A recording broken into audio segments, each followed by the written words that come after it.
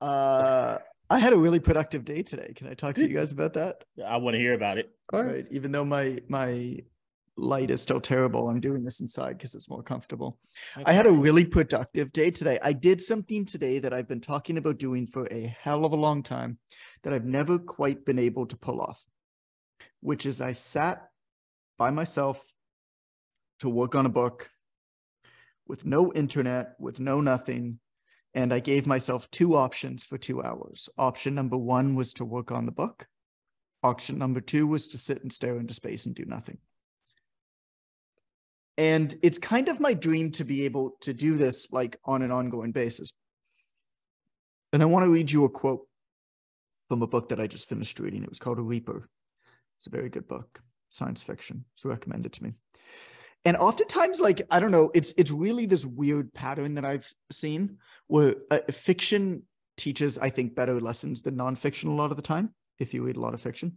And it's this weird, uncanny thing where oftentimes if I'm reading fiction, it'll give me like the exact lesson that I need in my real life. And it'll say it in a way that I'll be able to make sense of. So this is the line.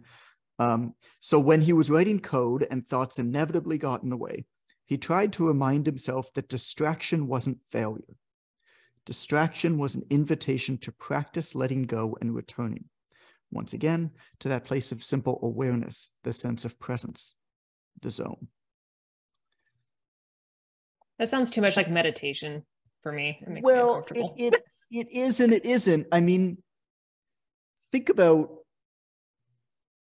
if you've ever been on a long flight. It's the best analogy that I can give. Think if you've ever been on a long flight, like if you've flown like cross Atlantic or something, you've been on like an 8-hour flight. Think about how goddamn long those 8 hours are. And think about how slow that time moves.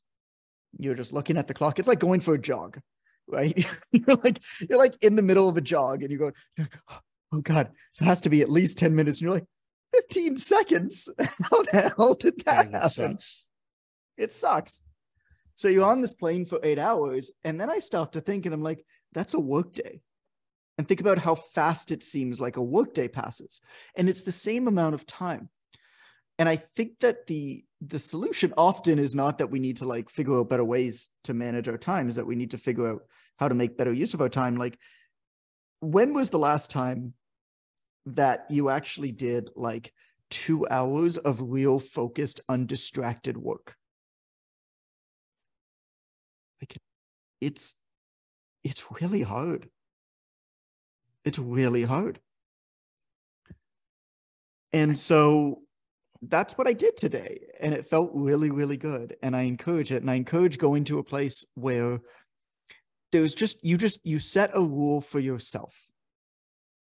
You don't say, it's the difference between I can't and I don't. Are you guys familiar with all those studies? Where this researcher basically gave people an option to say, you know, they gave them a sentence to read, and the sentence was a little bit different in that one of the sentences said, I can't do so-and-so. The other one said, I don't do so-and-so. And it seems like the same thing.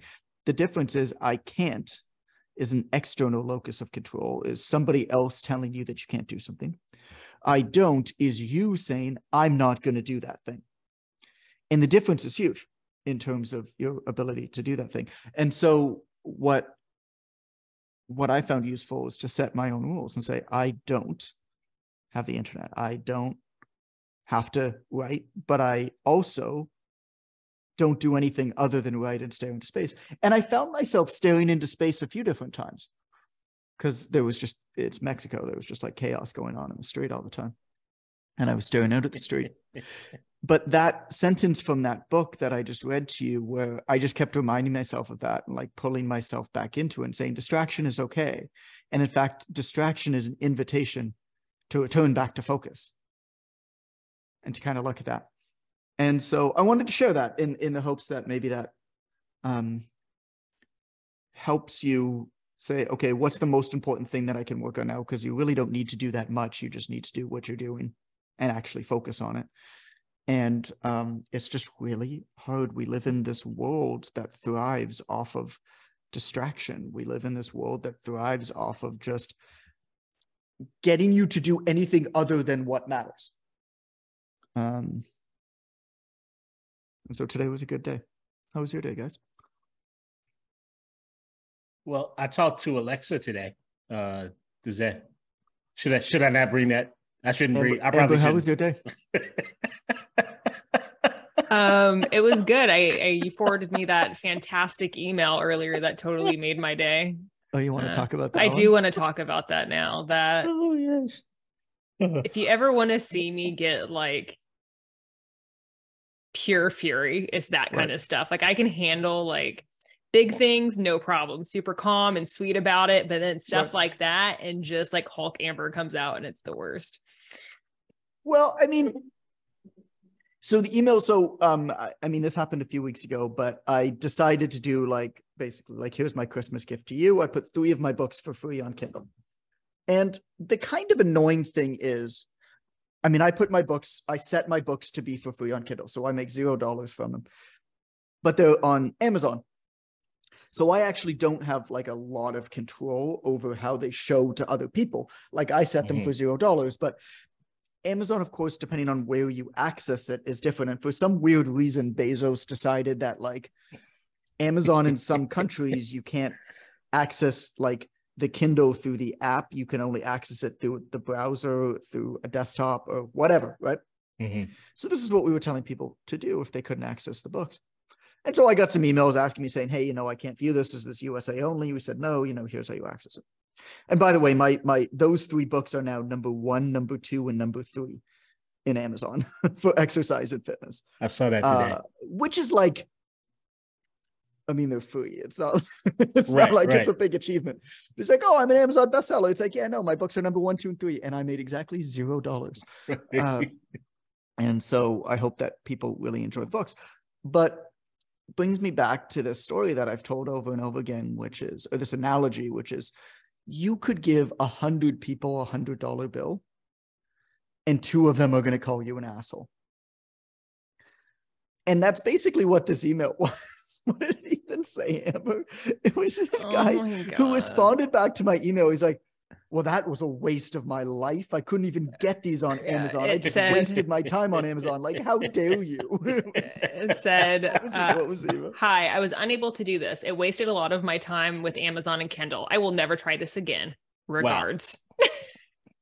As long as there was the regards in there. Although the regards, I think, was automated. Inserted. Yeah, I know, but it adds that extra passive aggressiveness. That's really kind of delicious. But I don't think that he meant to send me regards. I don't think there was any regards. It's funny. Included in that message. I think he gave you the regards. Yeah, I think he gave you the regards in the paragraph, buddy. Those were your regards. So I have sent this out to over 100,000 people. And many of them have proved resourceful. And even the ones who couldn't figure out on their own, I wouldn't necessarily expect you to, asked a question and said, hey, I can't, is this available, whatever. And I was able to help them. But I didn't answer your email. I just sent it to Amber for comedy. But whenever you do any kind of work online, like this is just the kind of shit that happens. Like you could do something so nice for so many people, and one of them is going to call you an asshole for some reason. And you just like kind of have to figure out to laugh it off. But I feel like if you're not used to it and you get a message like that, it could like feel really bad versus be something you laugh about with your buddies on a podcast. I have one regret in my time in working with you is I didn't save all of the messages that we get like this and turn it into a coffee table book. That's oh my God. Can you imagine how good that book would have been? There was somebody who made a song. It was a musician, and they made a song out of all of the like really nasty YouTube comments that they got. It was really good. Yeah. It was a wonderful song. It was. But you just kind of have to laugh at it. You're like, I don't know who these people are. Right? There was somebody else who sent me a message, and he responded to an email of mine from like 4 months ago. And he basically was getting angry at me. He's like, this is a distraction for me. Why can't I figure out how to unsubscribe? And I was like, it can't be that much of a distraction if the email you're responding to was 4 months ago.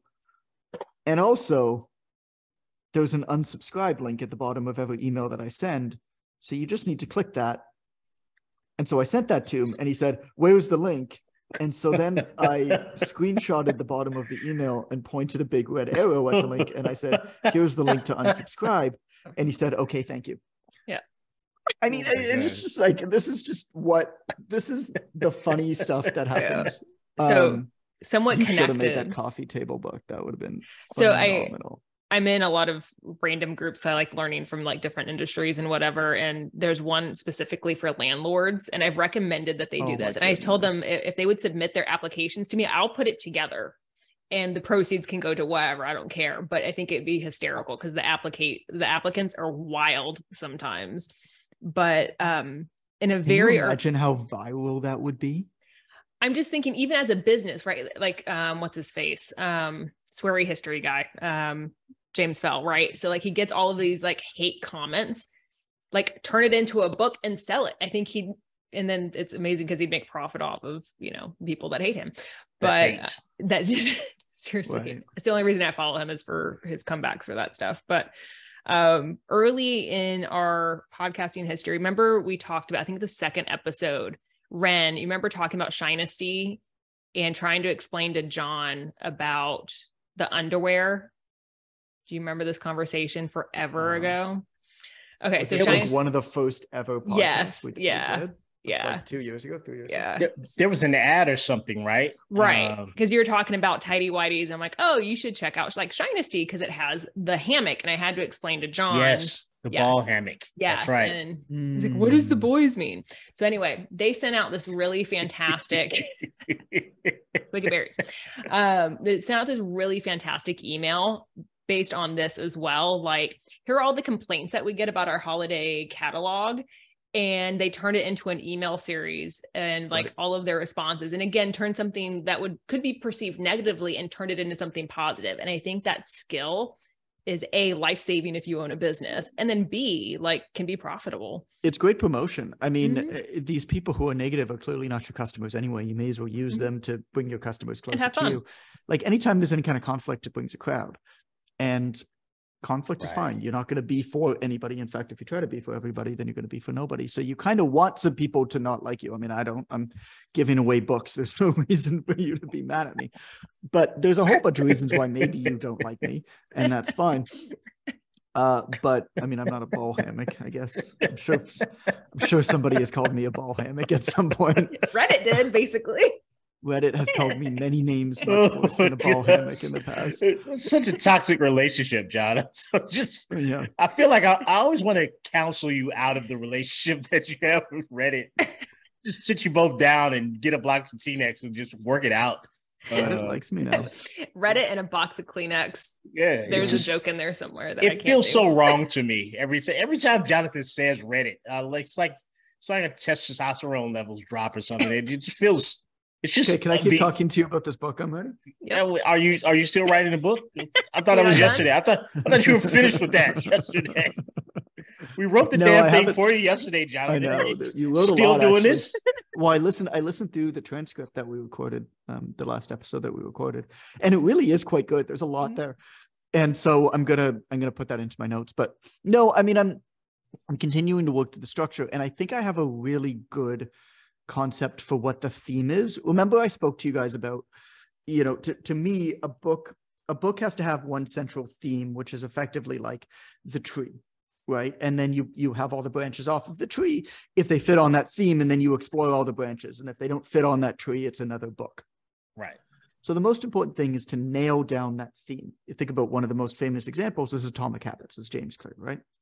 Who I love to hate. I love him because his work is so good and because he does everything the right way. I hate him because he's so successful. So screw you, James. But what he really identified was the theme, right? Which is small things really add up. And then of course there's the analogy, the atomic, the small things can add up to big explosions, and everything in that book is on that theme. You can say a lot of things about habits, but everything in the book is on. So I think the theme for this book is actually the one to many, or the one to a few coaching system. And the power of one to a few. And how almost every coach actually their life would be way better. Their practice would be better. Their business would be better. Their marketing would be simplified. They would be more profitable. They'd have more balance in their life. And they wouldn't feel like they have to do any of the bullshit that a lot of people often feel like they have to do, like pandering on social media and stuff like that.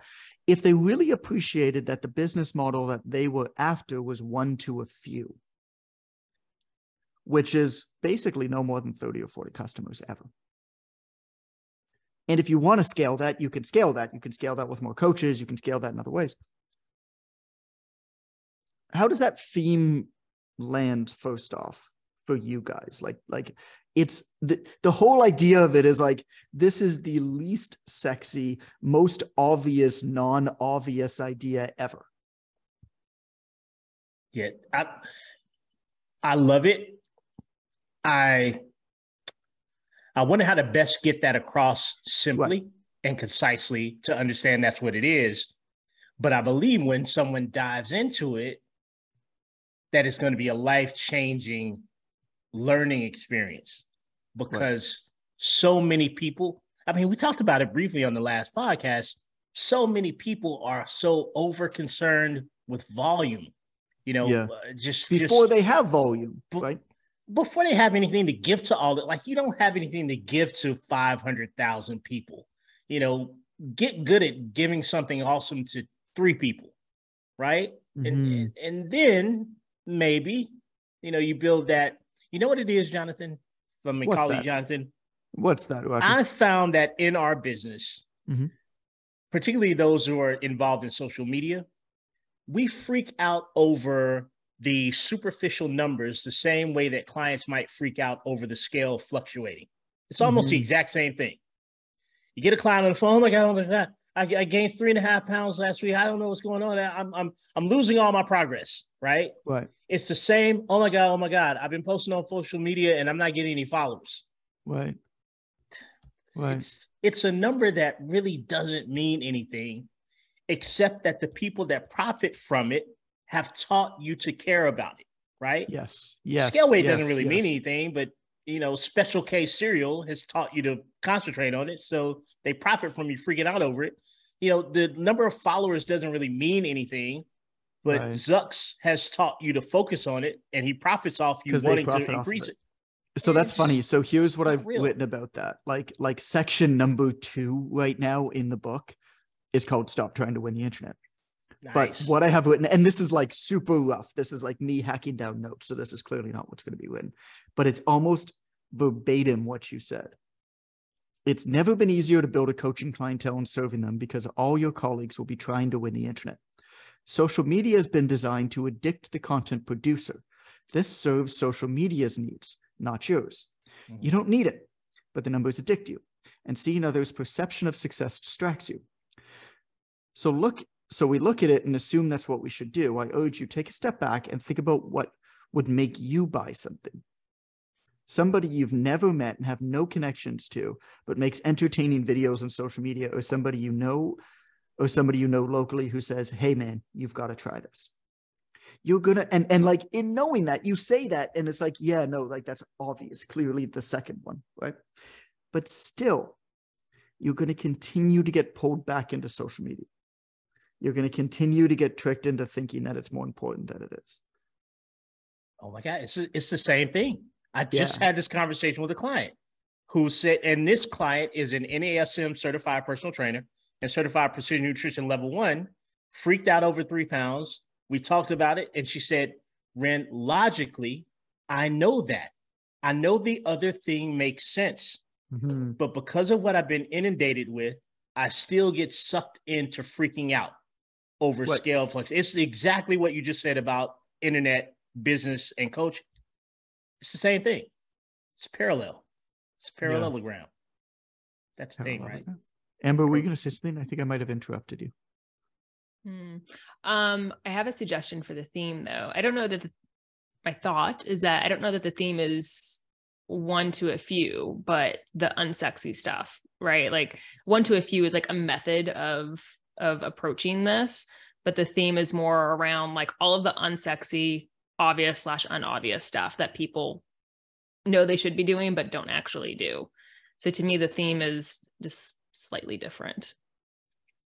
My 2 cents. I've written that down. So what's like an analogy? What's like the 4-hour work week or the atomic habits or the whatever, like, analogy? It's the unsexiness of business, of coaching, like because I mean, we talk about this all the time with students, right? Like you don't want to hear this, but here's the answer. Like, this is the stuff that you know, but refuse to do. The unsexy book about coaching. Something like that. The unsexy, something. We can work on it. But yeah, we're gonna have to work on that one. Yeah. I'm trying to think of an acronym. I'm like, unsexy book about coaching. Okay, we'll come up with something between the three of us. That's not gonna work. We're gonna come up with something. We'll make it unsexy as the acronym, and we'll force it to work somewhere in there. Well, it's got to be aspirational, which is why I kind of like that's why I like the idea of atomic. That's why I like the idea of 4-hour work week, right? It's very quick, hooky. I mean, Atomic Habits, I didn't quite get. He had to explain that within the first couple pages what it meant, and then once he explained it, you couldn't like not get it. Yeah.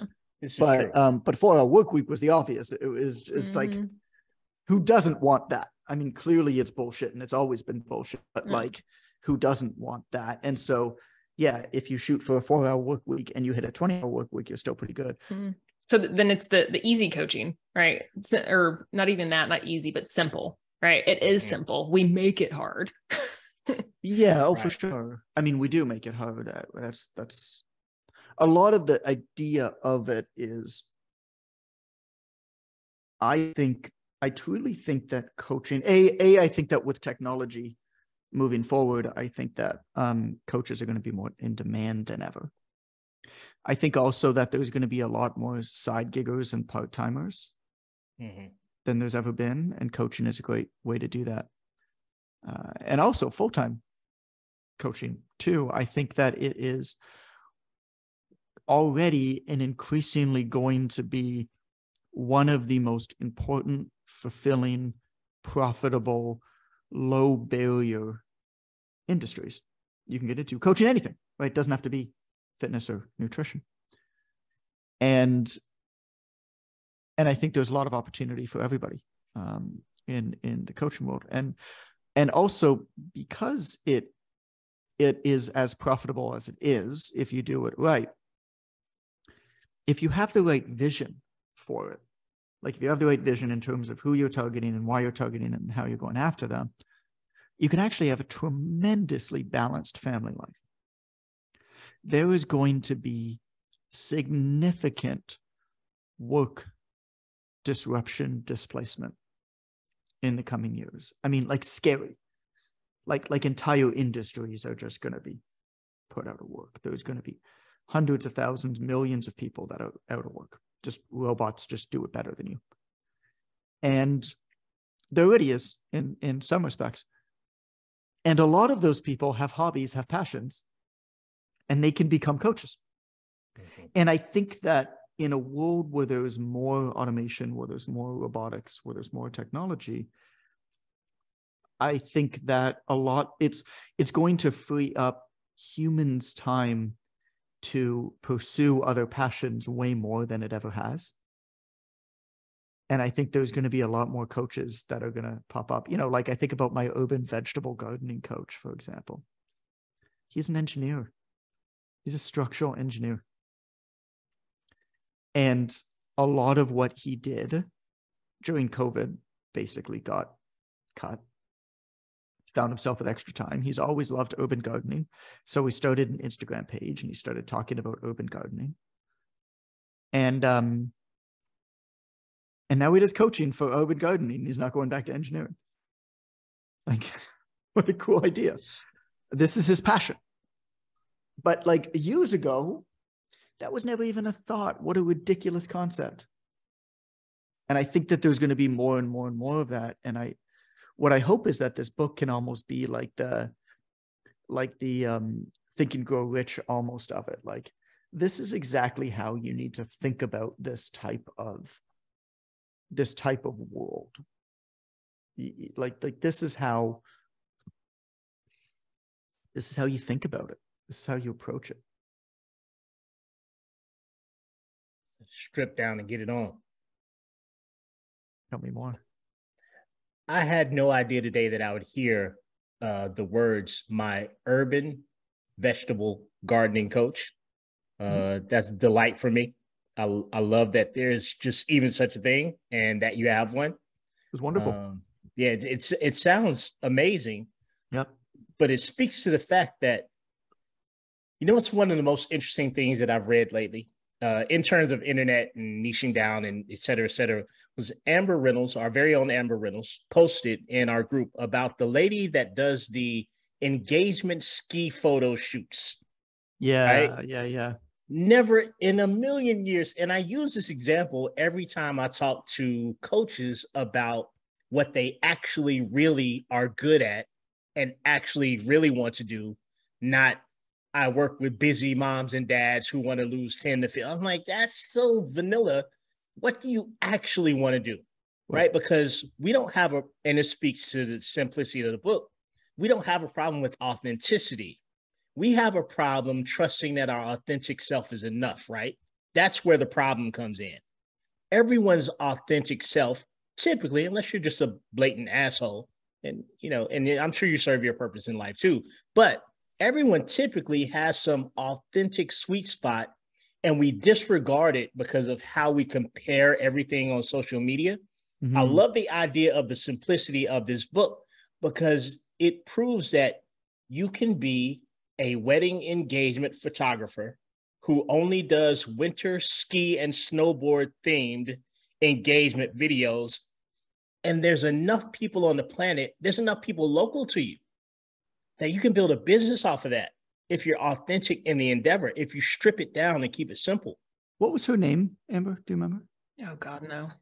I can find it. Give me a second, though. Yeah, that's fine. But that was the most remarkable thing that I've seen. And for the listeners out there that don't really know what I said and it sounded weird, literally, there's a young lady who takes photographs, engagement photos, and the theme of all of her photographs is like skiing and snowboarding and couples with skis and a snowboarder in the arms of her future fiance with the snow. Like, I'd never seen anything like it.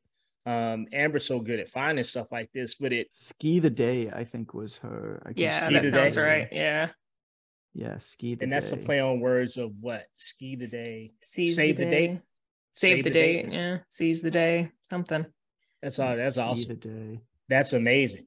And I think it speaks to the world that Jonathan is forecasting, where people are getting out of widely overcrowded lanes and finding the off beaten path. Well, we've spoken about this before. It's not the 99% about you that's the same as everybody else that matters. It's the 1% that's different. One of the key philosophies, one of the key teachings in the Online Trainer Academy that made it stand out was something called the 1% uniqueness factor. What is the 1% that makes you different? Yeah, sure, you help people lose fat. Yeah, sure, you help.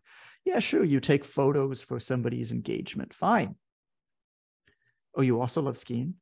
Oh, you can do it on skis? Right. That's a 1%. And shit, there's not a lot of people who care about skiing enough to do engagement photos, but you bet your ass there's enough. There's enough. And then there's, Gabrielle Stowe is her name. Ski the Day began after I photographed an awesome ski wedding in Jackson Hole. I realized that there was a lack of resources for adventurous people that wanted to incorporate skiing or snowboarding into their wedding day. Wow. What a ridiculous concept. Wow. But people who like skiing, man. Right. And I'll tell you, dude, collection 1 is $6,500. Collection 2 is $5,500. Wow. Collection 3 is $4,500. It's not a cheap hobby, right? So like that's kind of the right ingenious thing about it is it's obviously it's niche, but on top of that, these are people that spend money on their hobby, so they're not going to hesitate to spend money on their photos either. We have a student who, like, for the longest time was struggling with his niche, and he was going after like corporate dads and whatever. He's really into historical reenactment stuff, and he has a huge network of that. Stop you for a second because I want to talk about the scheme thing, and then I want to hear about the historical reenactment. The other thing that's so brilliant about what Gabriel does with Ski the Day is that people who ski in Colorado are rich. Right. Ben Mudge, you know what Ben Mudge is doing? And then I want to talk into these historical reenactment photos. You know what Ben Mudge is doing, our buddy Ben? Ben is obsessed with Warhammer, which is, I don't know. He's spoken to me for hours about it, and I still don't know what. And it's going to get even bigger now, thanks to Henry Cavill. So. Cavill, well, right. And so Warhammer is like little figurines that people paint, and then it's a role playing game. And so people who like it are obsessed with it. And so Ben has always been obsessed with it, but he's always been like embarrassed about it. He's always been, what was the line that you gave when I wrote it down? We don't have a problem with authenticity. We have a problem with believing that our authentic self is enough. Well, yes. Ben now understands that his authentic self is enough. Right. And he's going deep into Warhammer. He's already made a great connection with the top Warhammer YouTuber. He's going to be their trainer. He flew to Canada. This is when I got together with him last week. He flew to Canada to go visit and spend time with him and film with him and stuff like that. This guy's like hundreds of thousands of followers on YouTube who are all Warhammer. But the brilliant part is this. And I don't know how this will work out for him because he's still new. But Warhammer is not a cheap hobby. Right. And so number one, people who do Warhammer have to, almost by definition, have disposable income. They're also largely single men who are uncomfortable socially.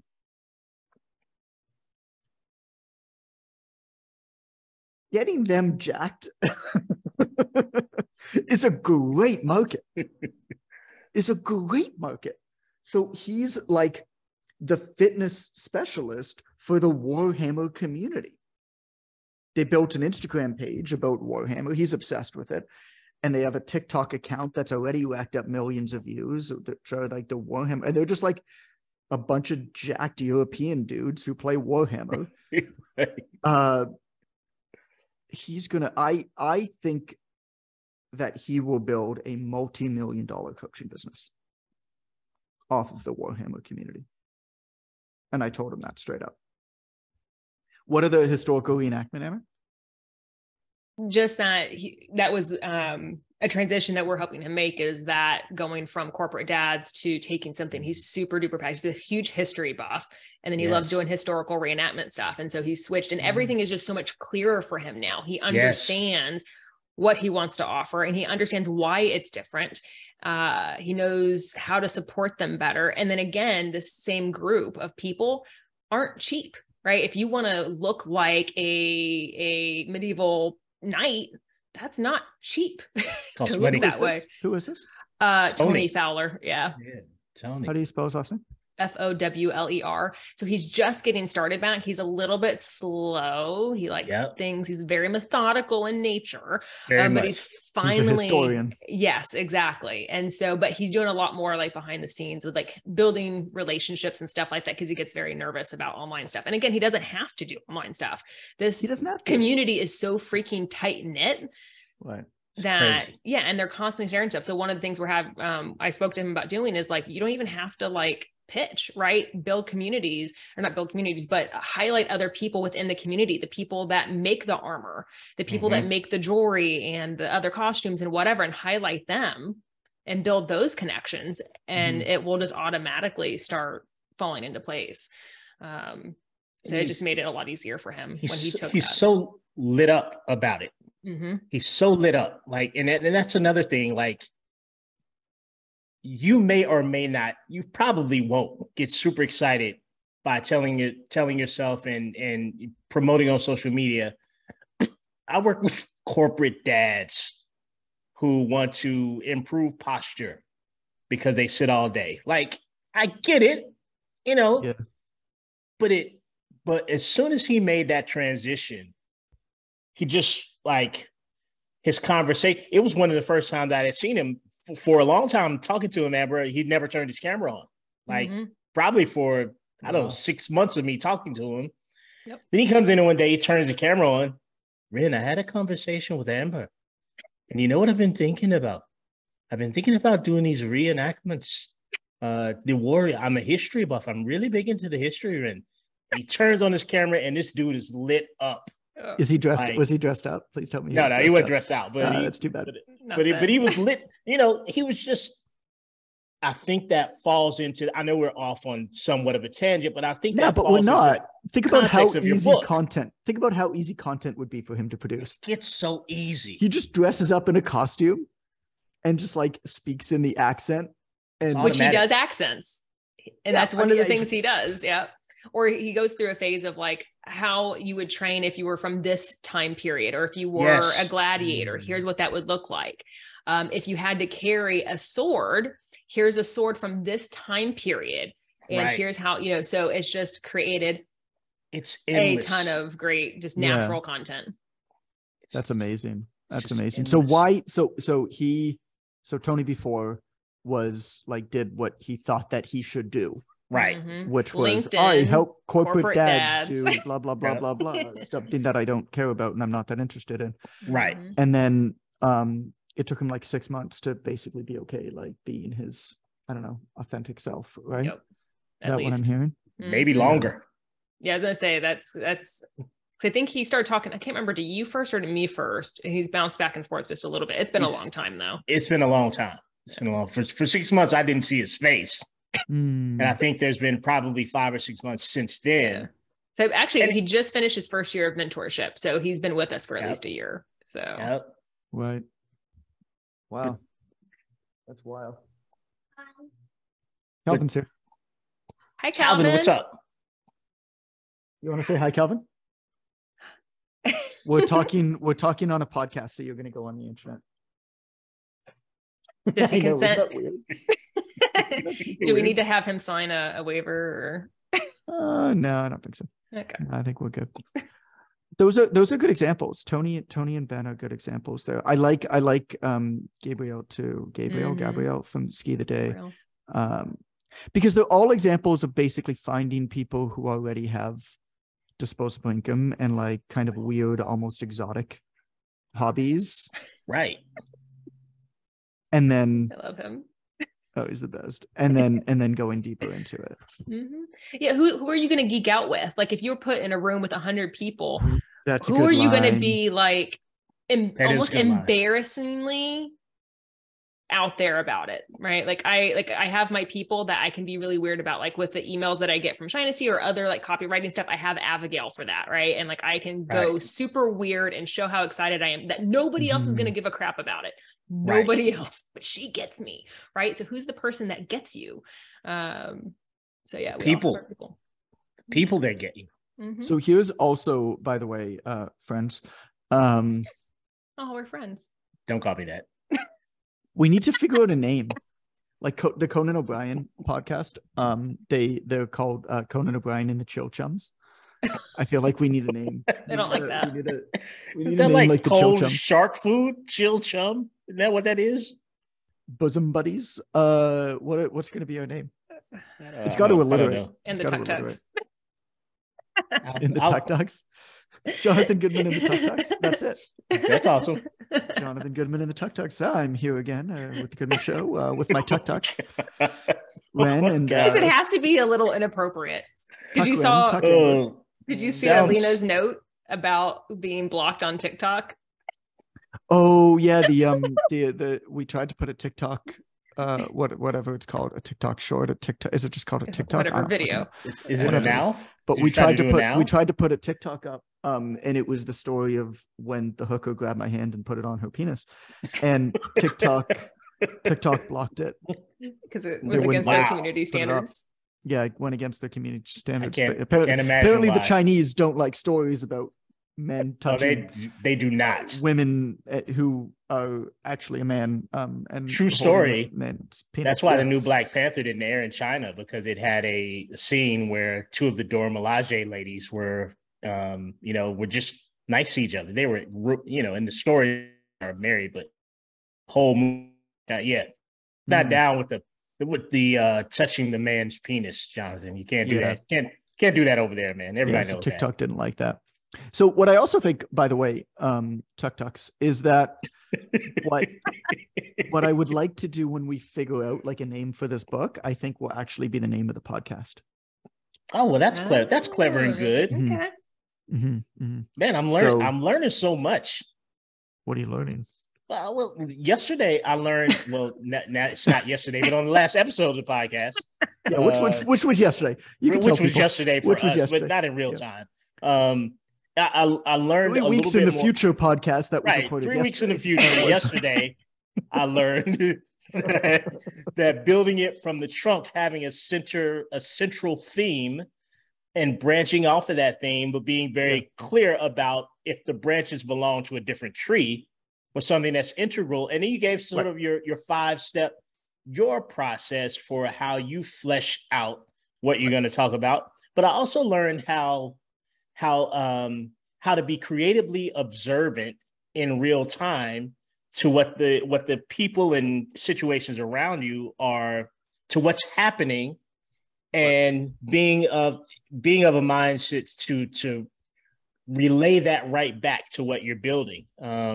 Talk about that reticular activating system, right? Once you set out a purposeful thought, a purposeful way of being, it's buying the yellow car, and then you drive off the lot and you start to see yellow cars everywhere because of that system. Well, it's reading fiction. I mean, what I say about reading fiction, it's like, for some reason, whenever I read fiction, it's somehow like good fiction, particularly science fiction, but it often has whatever I'm looking through at that time, it's just randomly like, oh yeah, no, here's what I need. And it's because it's almost in a different world. Like, this was talking about a computer programming, right? This wasn't talking about writing books. Mm-hmm. If I read a book about writing books, it probably wouldn't have answered my question about writing books. Right. And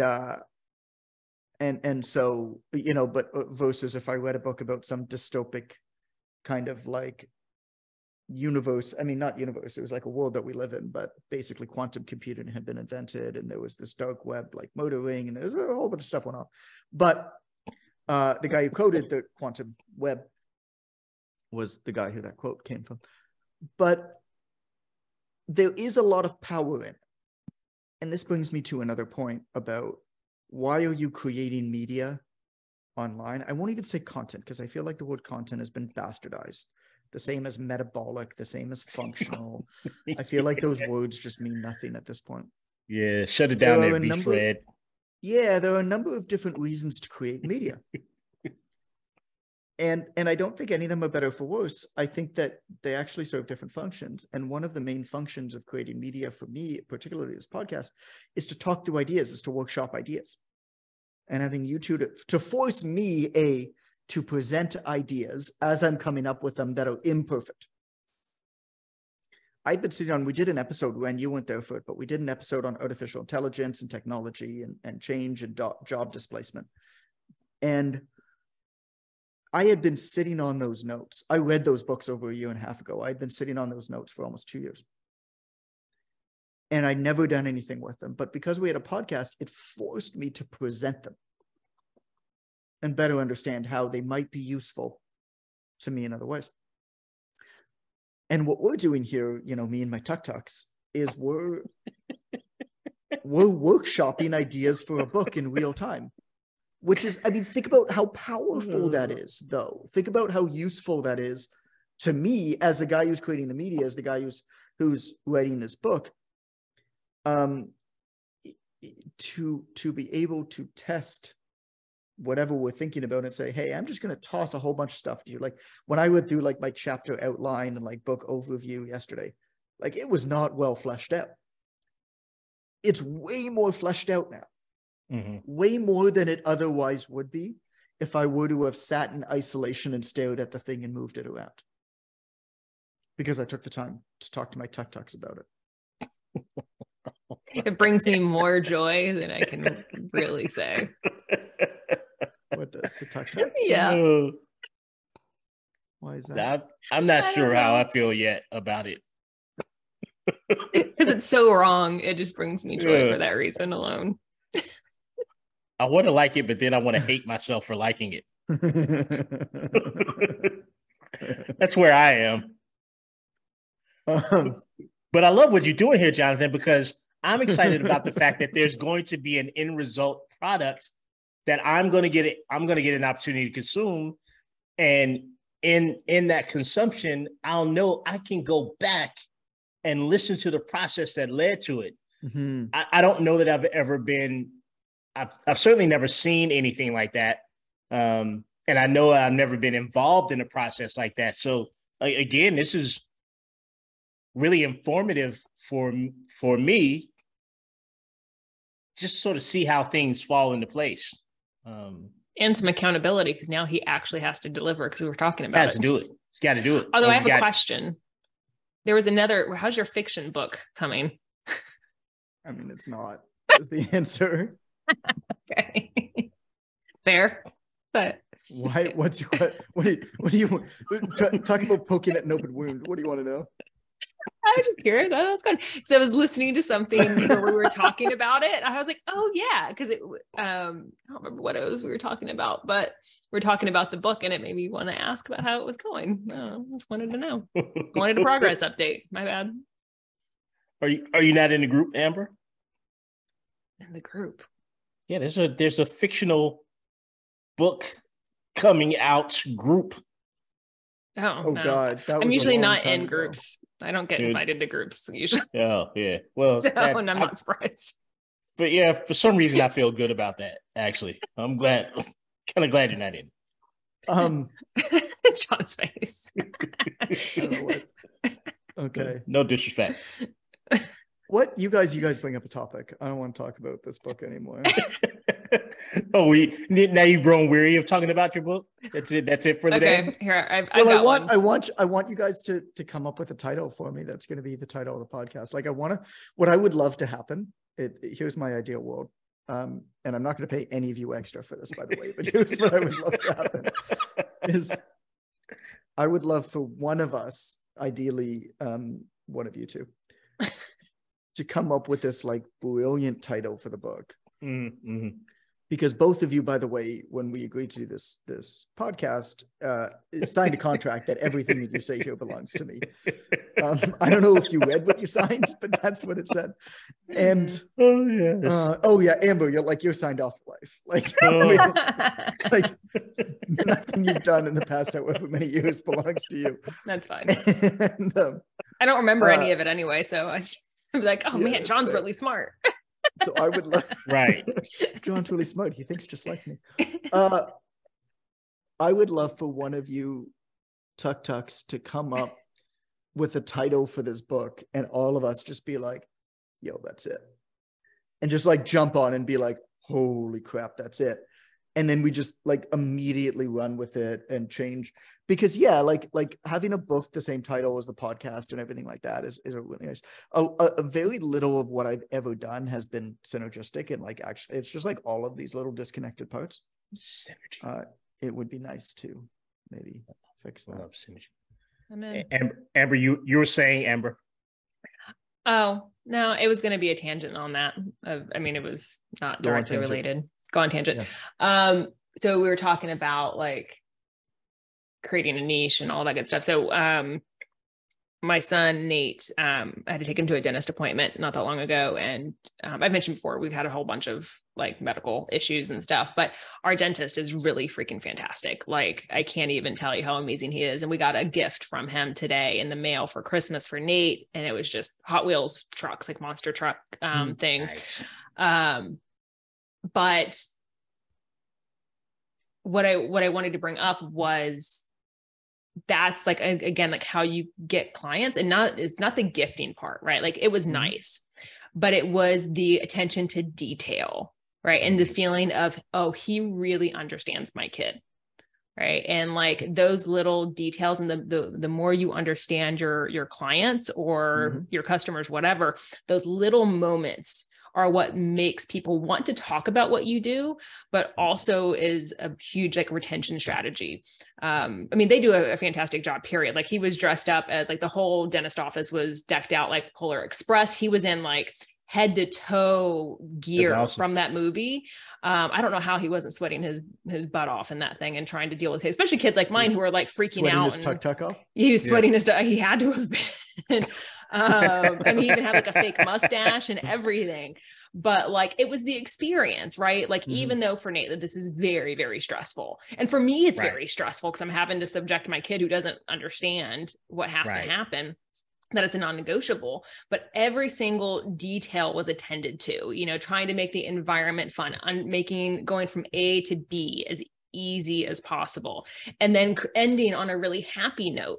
Right. And then the little surprise, and then all that attention to detail based on who my unique child is. So again, it just makes you want to share the news. And then I did a post on it on social media about it. And then he saw it, immediately texted me about how he came across it. So it wasn't even something that they did for every kid. It was, he was shopping with his little boy and he happened to see these and made him think of Nate, and he had to ship them.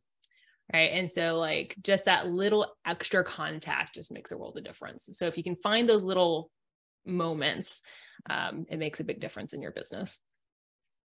That was it. That's fabulous. And the bar the bar is so low. We talk about this repeatedly on every version of the podcast we've ever done. We have repeated the statement that the bar is so incredibly low for excellent service. If you can just do something, almost anything that indicates to the next human that you are in any way paying attention or valuing their existence, it's like a rocket ship to the moon. Although I guess rocket ships don't go to the moon anymore, but it's like a rocket ship to the moon. You know, it's you're clearly separating yourself from the pack of other service providers in your industry, because most people just don't do shit. Right. And then they freak out about why they can't gain more clientele where that business isn't taking off. We oftentimes leave the humanity out of what we do for a living. And in our business, as in the coaching business, that's disastrous because it's all predicated on humanity in the first place. Your first certification as a coach should be in humanity, because the rest of the certifications don't mean shit after that. If you don't have that one, they're useless. Yep. Yeah. No use. It goes back to, you know, the tactically what you offer somebody is probably not that important. There are exceptions, right? There are some people who are very, very high end in what they offer. Now, oftentimes those types of people, particularly in health fields, actually shouldn't be doing what they're doing. You know, all these people who are like healing people's intestinal systems and putting people on crazy detoxes and stuff like that. It's like, my wife is a board certified naturopathic doctor. She went to medical school, she did her board, she did her clinic, and she's not allowed to do many of the things that a lot of people who went to a 6-week remote program do, simply because she has a board and regulatory body and they don't. Right. So that's another conversation altogether. But a lot of the time, people who do very, very like advanced health stuff have way less education than the people who should be doing that. And the only reason that they're the ones doing it, the people with less education, is because by virtue of them having less education, they have less oversight. Right. And that's just the ass backwards reality of the health and fitness industries. But most of the time, and then so most of those things are better reserved for doctors and stuff anyway. But, you know, certainly not like an online coach who's going to like, you know, fix your whatever. Send me your poop in the mail. Yeah. I'm gonna have my cat analyze it. Have my cat analyze your poop. Yeah, I'm gonna have my cat lick it. Based on the direction that his tail wags. First of all, you don't have a cat. I know that. I don't have a cat. But why, hypothetically, if you had a cat, we'll call it Whiskers, why would Whiskers lick poop? What would Whiskers learn about the poop, and how would you then? I don't know. It's just funny. Change that. It's not funny if you explain it. It's just funny if you say it. Yeah. It's not like an explanation for it. If I pull my hat over like this and it just closes my eyes, I just look like I'm all beard, right? You look like a pitcher. You look like a legit Major League Baseball pitcher. All you're missing is tobacco. Do they still chew tobacco? Yeah, some do. Okay. That's the podcast, right? Yep. That's it. That's probably it. All right. Good Bye, enough. everybody. I'm going to have snacks.